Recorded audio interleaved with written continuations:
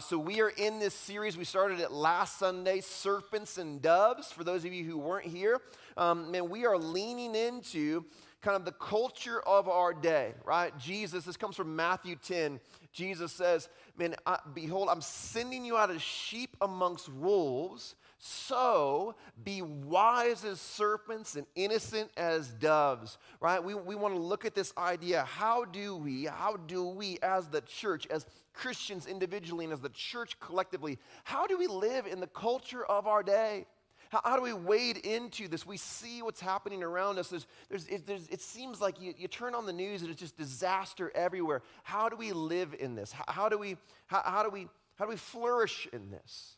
Last Sunday, I read a quote by Rebecca McLaughlin at our 11 o'clock gathering. And at our 9:15 gathering, I totally forgot to read it. So, hey, in fairness, right? I don't know if, for those of you who were here last Sunday at 9:15, when I got up here, there was like this crazy like echo thing going on in the room, and I was like already stressed out because it's like a heavy series, and I had to say some hard things, and I just totally spaced. And so I want to read it. I'm going to read it for you this morning. If you were at the 11 o'clock last week, you get to hear it twice. It's fine. But I think this quote like sets up kind of the idea of what we're talking about and what we're leaning into for this whole series. And it goes like this. She wrote a book called The Secular Creed. And in the very beginning of the book, she tells a story about driving to church. And she says this. She says, on our drive to church, we pass a hair salon. Its windows filled with posters of George Floyd and massive multicolored wings proclaiming trans lives matter, black lives matter, love is love, better together. Across our neighborhood, yard signs declare, in this house we believe that black lives matter. Women's rights are human rights. We are all immigrants. Diversity makes us stronger. Signs like this sketch out a secular creed or statement of belief. It centers not on God, but on diversity, equality, and everyone's right to be themselves. Seeing signs like this, Christians tend to grab hammers. Some grab one to drive their sign into their lawn, like the same type of sign into their lawn. They lament racial injustice. They believe in diversity. They know women are equal to men, and they've been taught that affirming gay relationships, trans identities, and pro-choice positions comes part and parcel with these other things. If Black Lives Matter, which they surely do, then love of all kinds must be love. Others take up hammers with a different plan. Knowing that the Bible rejects some things that are underlined in this modern creed, they swing a hammer to flatten the sign. Perhaps not literally, but in their hearts and minds, if these ideas stand together, they must all be wrong, right? This is the day we're living in, and I know you've driven around, and I know that you've seen these signs, and I know that even right now, as I even read some of those words, like we are squirming a little bit. We're like, oh, can we talk about this in church? Listen to me. I said this last week. I'm going to probably say it every week. You're not going to hear any political statement from me up here on this platform. That's not the goal of this series, is to try to get you to vote one way or vote another way. No. You're never going to hear that from me. My heart in this is how do we as the church, as the kingdom of saints in Christ, how do we wade into the culture of our day? How do we live in this world, right? Not of the world, but how do we live in the world? What Rebecca McLaughlin is saying is that what we tend to do is like kind of one or two things, and I actually think there's three. I'll talk about it in a second, right? But she kind of points out these two kind of categories. Over here you have Christians who are kind of passive, right? And who want everybody to love them and want everybody to get along. And so they just kind of accept all of it. They say, no, it's all fine. Like they put the same sign in their yard. They hang the same flag in their yard. And they're like, I don't disagree with anybody, right? You do you, I do me. Well, we can all just get along. It's fine, right? And in this camp, right, there is no wisdom. There are no serpents here, right? There's no wisdom. And the gentleness isn't really gentleness. It's just fear. I'm just afraid of anybody not liking me.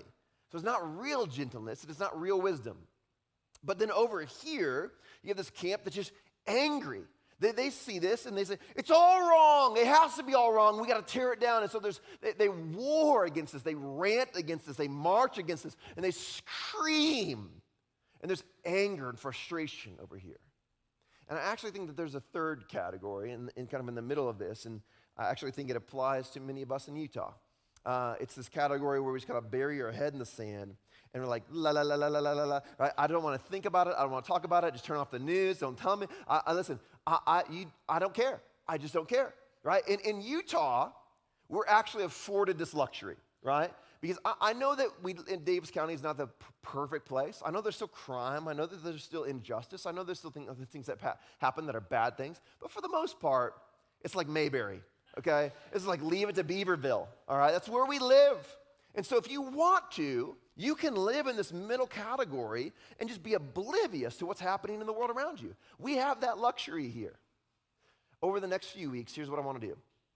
I want to speak to each one of these three categories. And I think in some way, shape, or form, we all dip our toe into each one of them. Some of us more over here, some of us more over here, and some of us more in the middle, right? This is where we live. The question is, how should we actually live? How do we actually grow in wisdom and innocence in this cultural moment? That's what I want to wade into. And so this morning, what I want to do is we're gonna camp out over here in the category of anger. Right? I want to talk to those, and then some of you would self-identify as this category. As I read Rebecca McLaughlin's quote, and I said some things that were on those signs, anger boiled inside of you, right? If I mention, Donald Trump, some of you are like, "Raw!" So if I mention Joe Biden, some of you are like, "Raw!" Like you're just like naturally angry over this, okay? And I want to speak to this kind of category this morning. And we know, listen to me, hey, the world just seems to be getting angrier. Anybody pick up on that? Like anybody's like, I feel like the world's more angry now than when I was like, a few years ago, maybe a decade ago. It just seems like everybody's a little bit more angry. And this is actually true. We're actually realizing this. There was a study out of Yale that recently talking about how social media actually is producing anger in us. What they found is, and this is not just one platform, it's not just Facebook, it's not just Instagram, it's all of it, right? Anger gets more clicks, more likes, okay? Anger gets more likes, right? So that if you post a rant about something, people are like, yes, like. But if you post like something kind and something that's gentle and something that's peaceful, people are like, that's cute, whatever, right? But if you post a rant about something that happened, right? Somebody coming out in traffic, yeah, like that garbage. Like we love it, we love it, and it gets more likes, and so therefore the algorithm moves it to the top, and more people see it.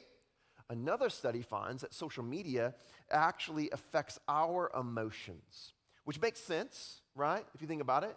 If you run into a friend in real life, not on social media, in real life, you run into a friend, and they're having a sad day. Something happened. Maybe they lost a loved one, they lost their job, right? You become sad. We take on their emotion. If they're having a great day, and they landed the dream job, they just got engaged, like you become excited and you become happy for them. In the same way, when we sit and we look at social media, which naturally we're seeing more and more anger happen because the algorithm is realizing that people like anger more than they like nice stuff, right? We're sitting in that and we're actually feeling and experiencing that same emotion. We are becoming a more angry people. And in our anger, if we are not careful, we quickly lose our wisdom and our innocence. And this is not just the world out there is getting more angry. It's all of us.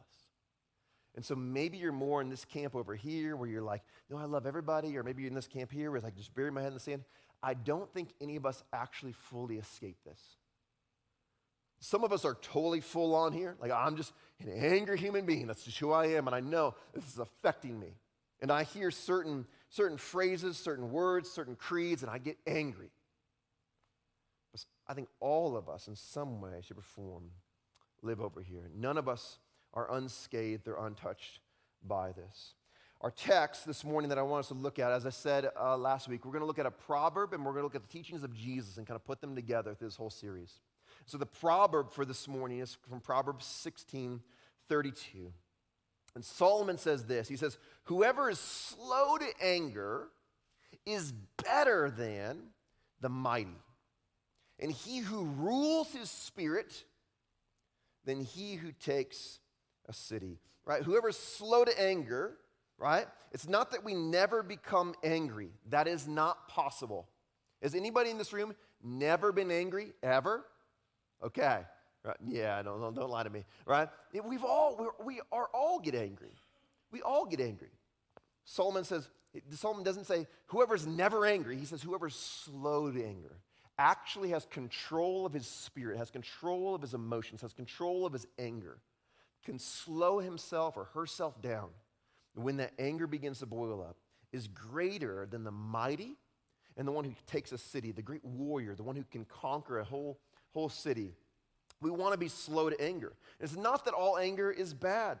There are times when anger is appropriate response to someone's behavior, to the brokenness of the world, to injustice. It's okay. It's okay to experience and feel anger. I'm not trying to kind of have you suppress all your anger, right? That's not the goal. The goal is to control and to slow our anger. Now, what happens is my Christian brothers and sisters in this camp over here who are just outraged at the world around us often use justice as a blanket to cover their anger, right? They are enraged. We are enraged over this issue or that issue or this thing or that thing. And so we're acting out and we're doing all these things and we're posting rants and we're liking rants on social media and we're marching in this thing and it's constantly boiling, right? But we know that the thing that we're angry at is sin. And so therefore, Josh, it's actually righteous anger. Careful. Don't cover your sin in a blanket of justice and live blind to the sin that's actually destroying you. I see so many Christians doing this all the time, using the excuse of righteous anger to cover up their own sinful anger. And the anger I'm talking about this morning is anger that lashes out, anger that puts people down, anger that says hurtful things, anger that hides behind a keyboard or the wheel of a car. This, no matter how sinful the thing might be that you are angry at, your actions are actually creating sin in your own life. In our anger, we want to tear down the mighty. We want to tear down the self-righteous. We want to tear down those who have offended us and taken our city. And yet, Solomon tells us, whoever is slow to anger is better than the mighty, and he who rules his spirit than he who takes a city. And so the question I want to ask this morning is, how do we become slow to anger? How do we become slow to anger? I believe that we need to understand what drives our anger so that we can actually see it coming, that we can kind of zoom out 30,000 feet and kind of see, oh, now I see what makes me angry. We can grow in wisdom and we can grow in gentleness as we understand what makes us angry. Most, if not all of our anger comes from, right, unmet expectations, assumptions, and beliefs, okay? Unmet expectations, assumptions, and belief. I believe and I expect and I assume that things should go this way, right? I just think they should, right? People should drive their car this way. And over here is how they actually do it. And it makes me angry, right? I believe that my children should sit down at the table and eat with a fork and a knife and a spoon and be quiet or have a good conversation. And here's how it really goes down. Like it makes me angry, right? It's unmet expectations, assumptions, or beliefs, right? I believe that people should vote this way, but here's how they actually vote. I believe that people should think this way about the world, but here's how they actually think about the world. Like this is where all of our anger, whether it's small or big, is created by our unmet expectations, assumptions, or beliefs. This is where it all comes from. And the greater that belief, the greater your conviction, the greater your assumption, the greater your expectation, the greater your anger. Right? The mistreating of a child makes me far more angry than if the person at Taco Bell messes up my order. And y'all know I love Taco Bell, okay? You know that. It makes me angry. Like, I didn't order this, right? But I'm far more upset at the mistreating of a child. Why? Because that child's far more important than my Taco Bell. It's far more important than my Taco Bell. And so this is why, 2 weeks ago, when the Supreme Court overturns Roe versus Wade, there is fury on both sides because this is such a deeply held conviction on both sides. We know, we believe with all that we are, right? That life happens at conception, and life is important. It's sacred to God, and yet at the same time, nobody should be able to tell me what to do with my body, right? These are insanely deep convictions that's going to bring about great anger. And again, I'm not making a political statement. What I'm saying is we have to understand the source of our anger. Anger, in some ways, is a gift. It reveals to us, it shows us, it opens our eyes to that which we care about most, the level to which we care about things. If you get really, really angry when the waiter messes up your order, you're caring way too much about the wrong things. Your anger reveals what you love, and it reveals the degree to which you love that thing. You've assumed something. This thing is sacred to you, whether it should be or shouldn't be. Your anger is revealing that to that. What I want to do for the rest of our time is I want to look at two assumptions that we have made that I think are wrong assumptions, right?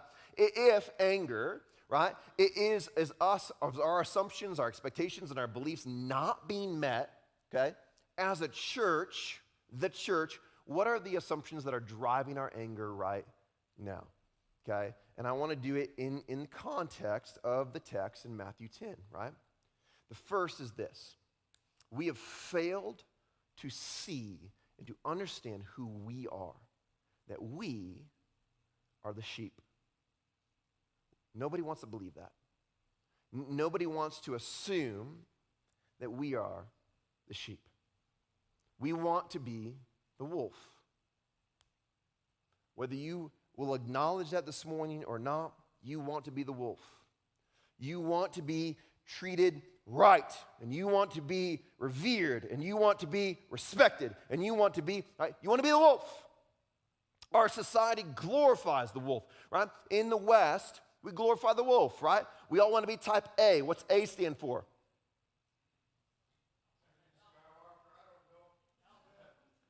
Alpha. Thank you, somebody. Right? The alpha wolf. That's who I want to be.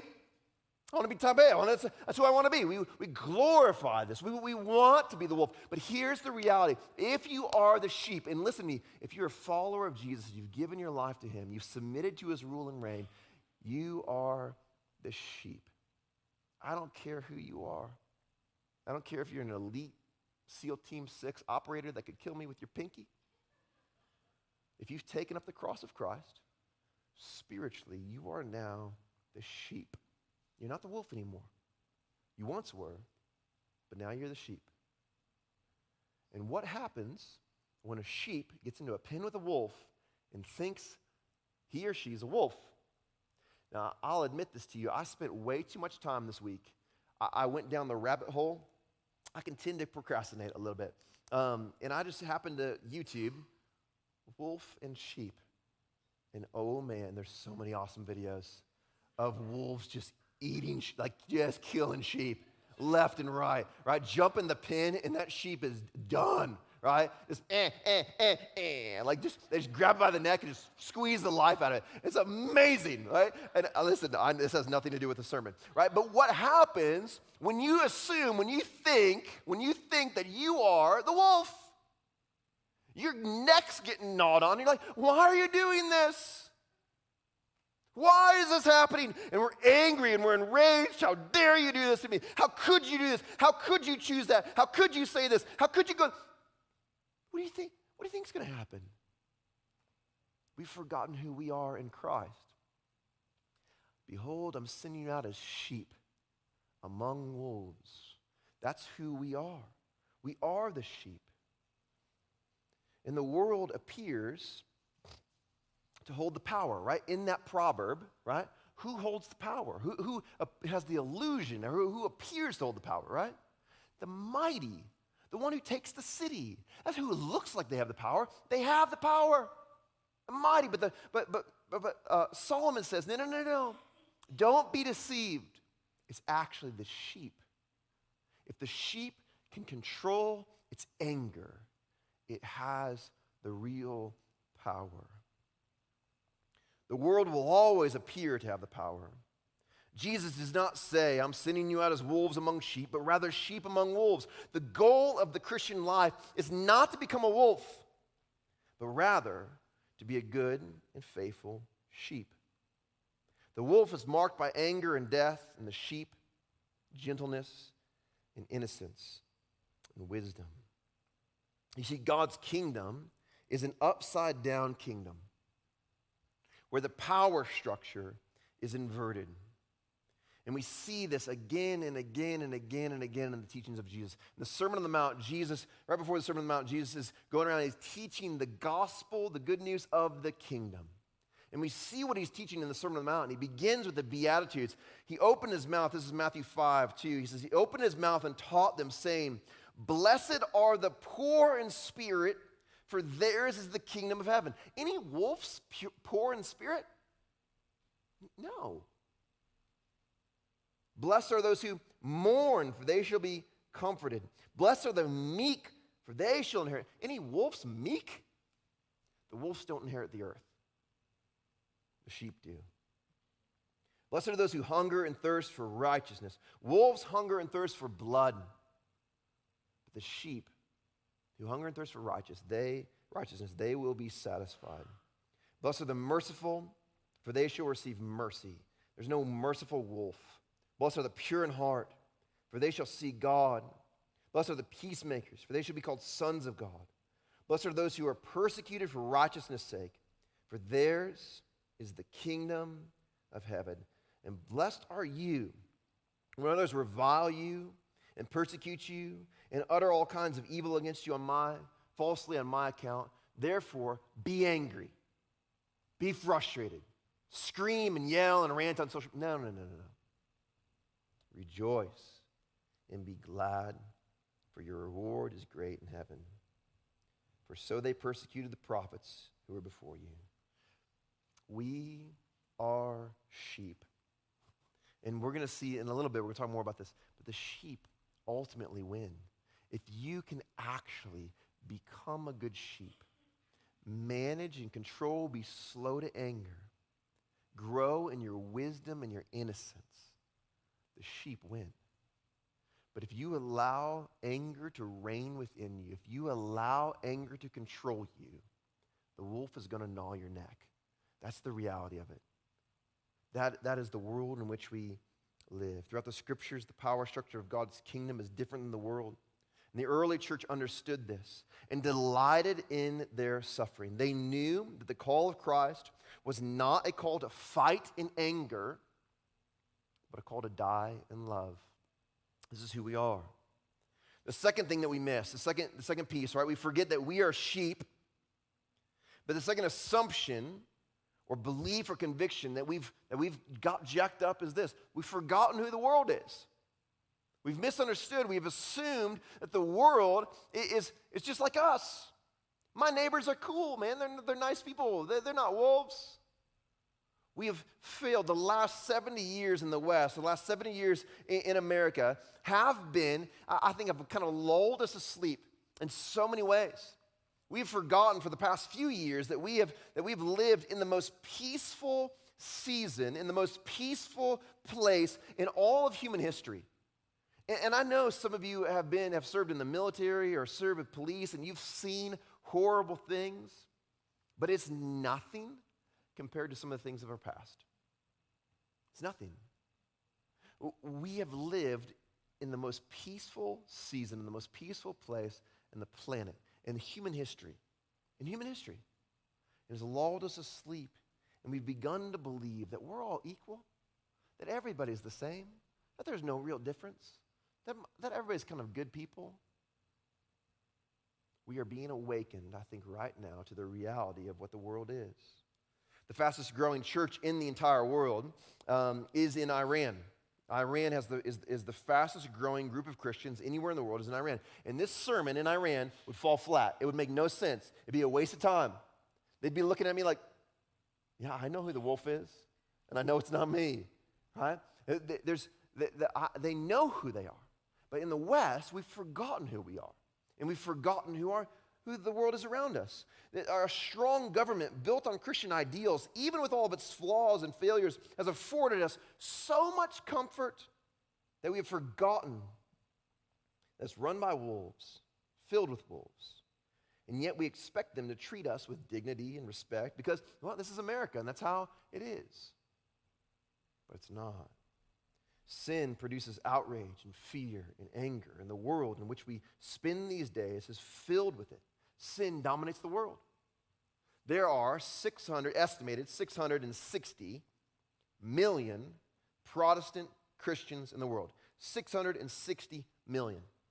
Some of you are like, that's a big number. That's a lot of people.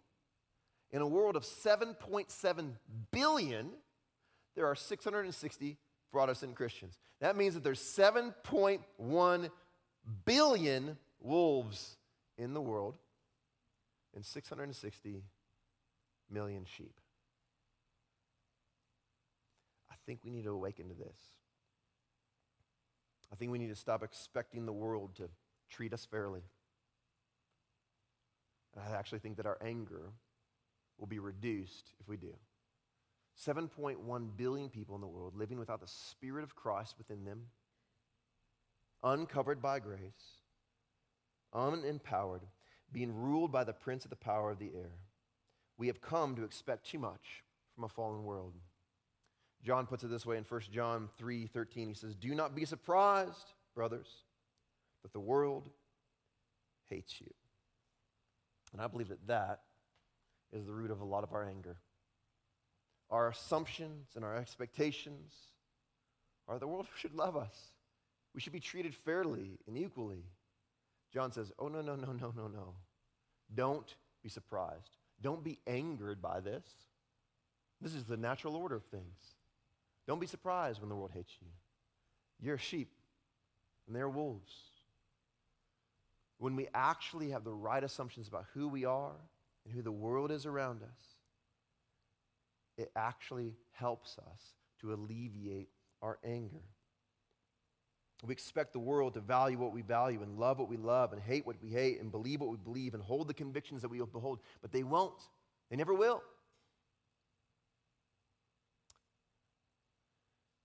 And I think that many of us are expecting more from the world than we're willing to do ourselves.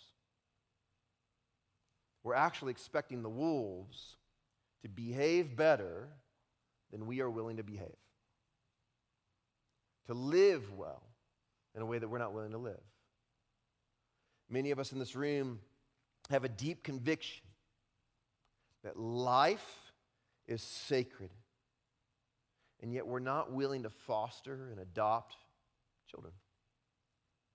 Some of us have a deep conviction that the environment is an critical thing that we got to protect it.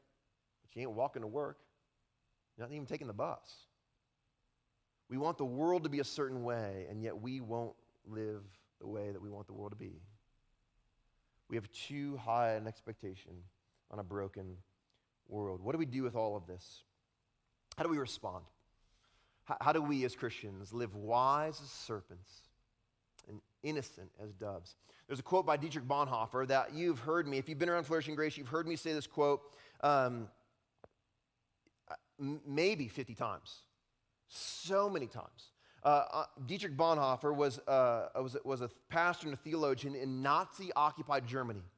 And kind of towards the end, he comes to the place where he realizes, man, this gets no better unless good men step up. We cannot expect the world to respond in the right way. It's not going to happen.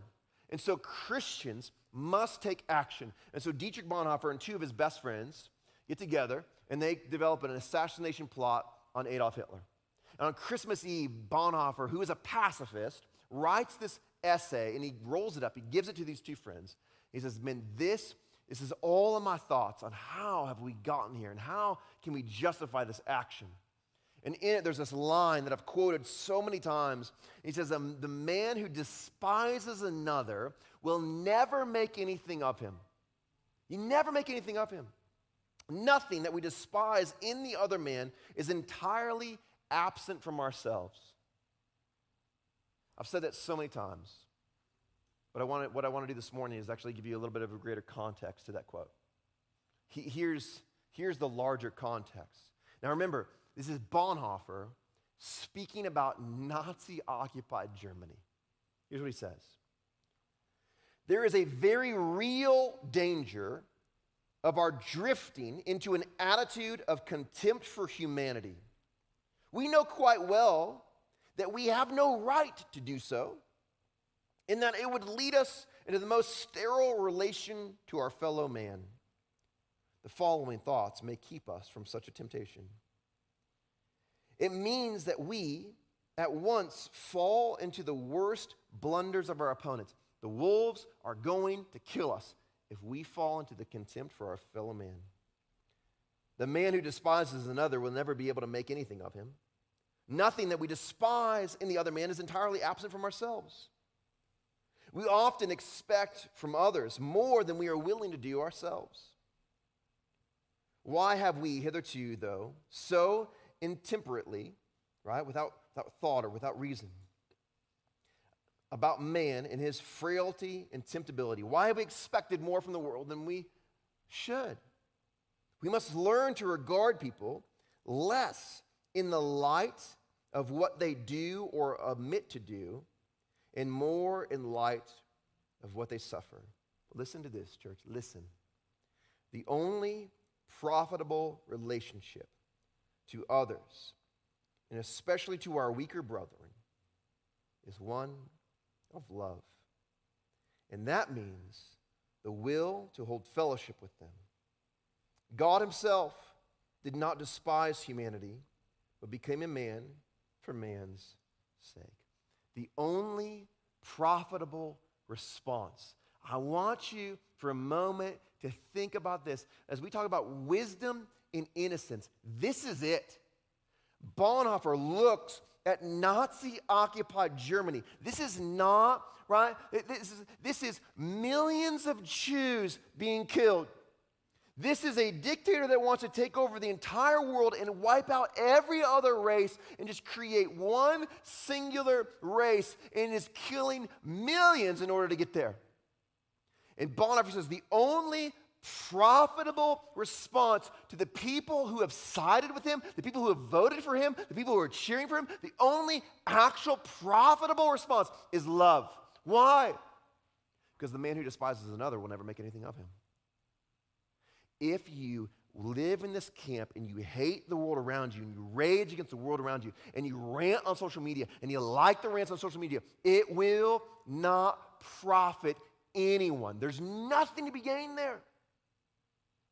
You're not going to change anybody because the man who despises another won't make anything of him. You're not going to fix anything. You're not going to advance anything. You're not going to win. The wolves are going to kill you. Wisdom says the profitable response, the only profitable response, is love.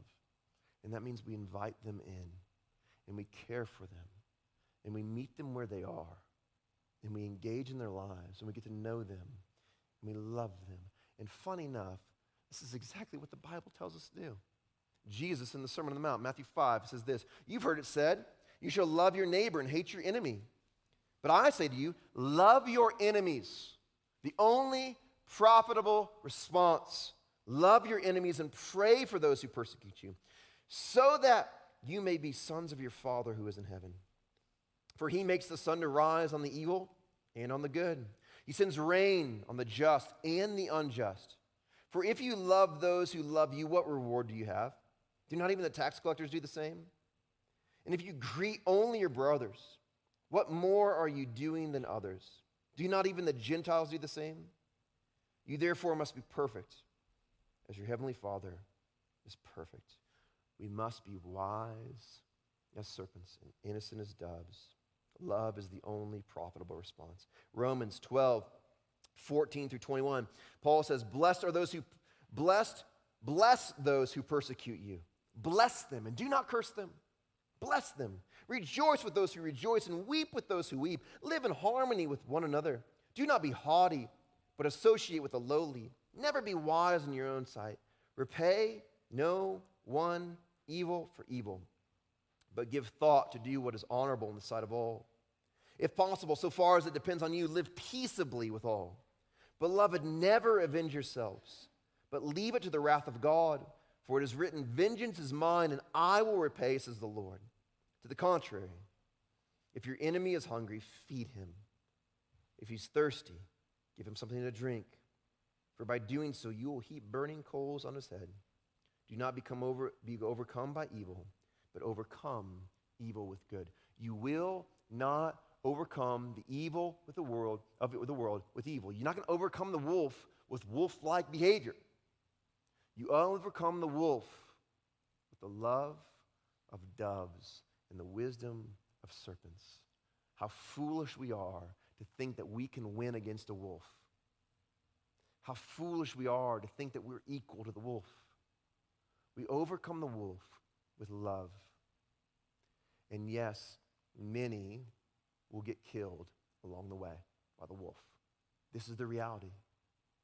But when God looks at the world so broken, so ravaged by sin, and his anger is kindled against that sin, his wrath is kindled against that sin, right?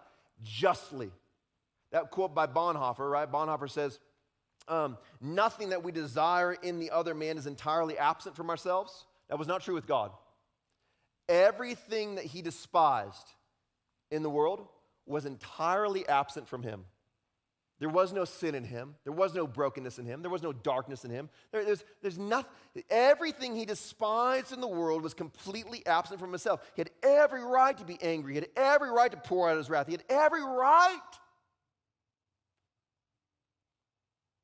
But in his infinite wisdom, our infinitely wise God knew the only profitable response. And so God so loved the world, he gave his only son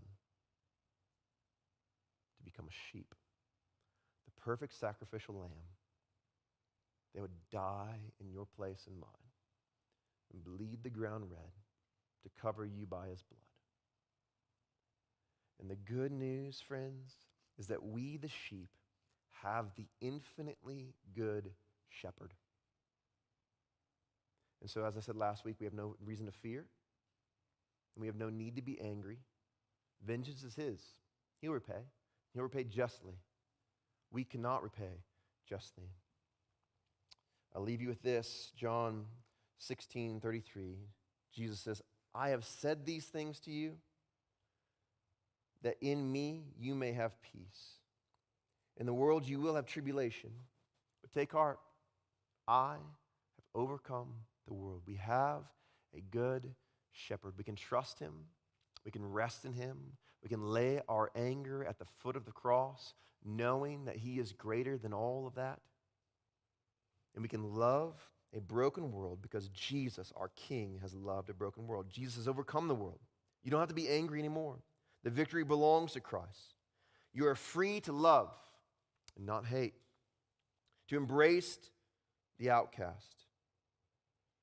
Your anger, unlike the rest of the world's, can be slow because you know vengeance belongs to the world. So how do we become slow to anger? I think for many of us in this room, I know that this for you, this is like this is your thing. Like you live here. You've just, for the past few years, you've just been so angry. I want to challenge you this morning to delete, not turn off, not put away your phone, delete your social media. Turn off the news, not to bury your head in the sand, but just realizing that this is creating sin in me. This is creating a behavior that's weakening me. This is creating a behavior that's causing me to be vulnerable to the wolves around me. Delete it and turn it off. And replace your social media with your Bible, and replace the news with prayer for your enemies. I believe that if we pray for our enemies, there can be no anger in our hearts towards them. The only profitable response is love. Let us follow the example of our King, and let's love a world that is completely broken by sin and wants to destroy us. Let us love them. Let's do this. Let's bow our heads. And I want just for a minute, I want to give you a second to think. I asked the question last week, man, what is the cultural topic that has got you the most concerned, maybe the most fearful, maybe the most angry? What's the topic? And who stands on the other side of that line? Is it abortion? Is it transgender? Is it radical conservatism?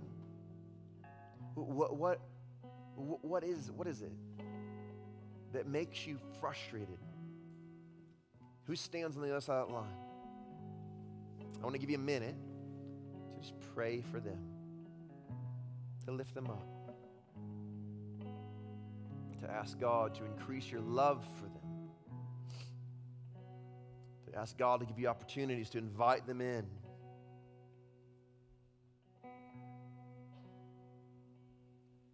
To show us that wisdom says the only profitable response is love.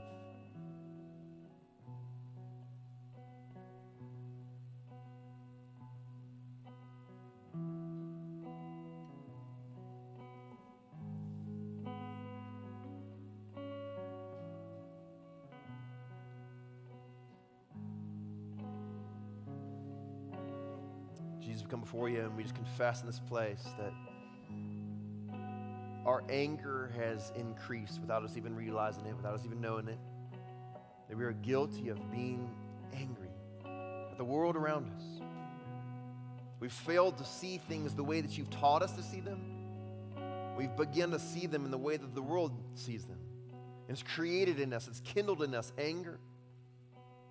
Would you open our eyes to see the world the way that you've taught us to see it? Would you help us to be slow to anger? Would you increase our wisdom and our innocence? And in wisdom, might we see that the only profitable response is love. And so let us be a people who choose the way of the sheep, not to become fierce like wolves, but to live as good and faithful sheep. We choose to suffer, choose to die for the sake of your kingdom. We love you. Pray these things in your sweet name. Amen. Friends, let's stand. We're going to sing one last song together as we go.